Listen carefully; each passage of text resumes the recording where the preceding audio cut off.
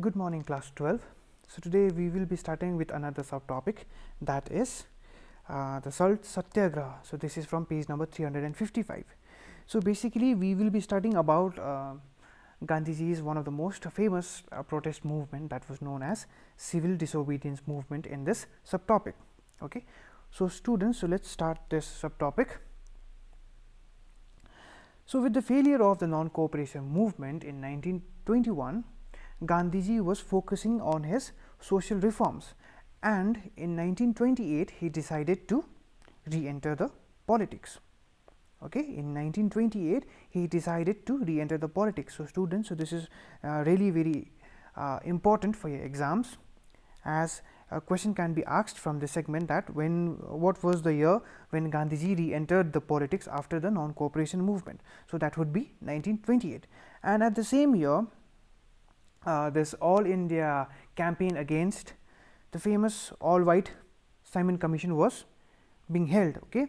The Indian National Congress as well as the Indians were protesting against the Simon Commission. So, what was Simon Commission? Simon Commission was a commission that was sent by the British government in order to know about the conditions of the colonies. Okay. So, this was being protested by the Indians at that time, and Gandhiji also supported this. Although Gandhiji did not fully participated in the movement, but he gave his blessings and his support.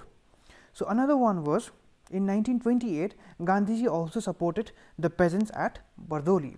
Okay. So, in 1928 there is this three important event. One is he decided to re-enter the politics, the protest against the Simon Commission, and the support Gandhiji supporting the peasants at Bardoli. So, let us move on to the year, that is 1929. So, in 1929 there was this Congress session, okay, annual Congress session that was held in December, okay, and it was in the city of Lahore. So, students, look at the map, and if this question comes, like for example, when was the where was the Congress session of 1929 held? So, you should be able to mark it as Lahore. Okay. So, in this meeting two important thing was declared. Nehru was elected as the president of Indian National Congress. Okay.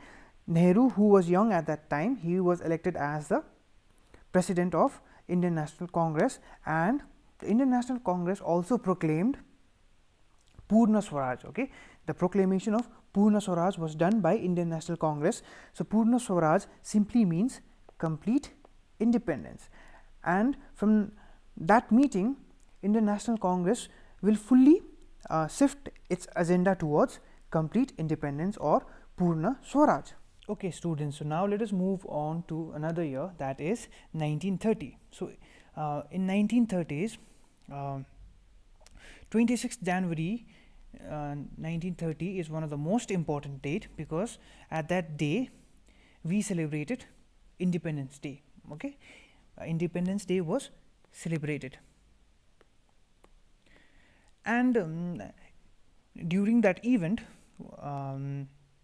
what was being done at various places was like people started hoisting flags, singing patriotic songs. Okay, singing patriotic songs, and Gandhiji also suggested some of his ideas, like for example, declaration of independence should be done at the same time everywhere. Okay, everywhere in the country the declaration of the Independence Day should be done at the same time, and he also advised some of his ideas that should be done for the rest of the day. Like for example, he suggested spinning of charkha, okay, serving the untouchables, and people also should be working for the Hindu-Muslim unity, and there should be prohibition of work. Prohibition of work simply means that